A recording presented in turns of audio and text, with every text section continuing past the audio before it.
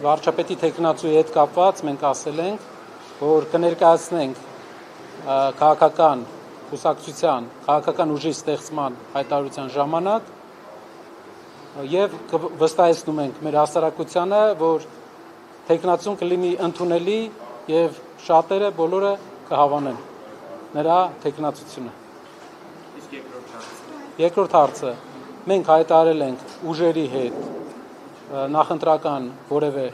միավորման, ձեր թվարկած ուժերի հետ միավորման չգնալու մասին, բայց չենք ասել, որ այդ ուժերի որևէ ներկայացուցիչի հետ չեն գնա, այսինքն ինչպես հայտարարել ենք միշտ, յուրաքանչյուր պրոֆեսիոնալ, որը ունի մեծ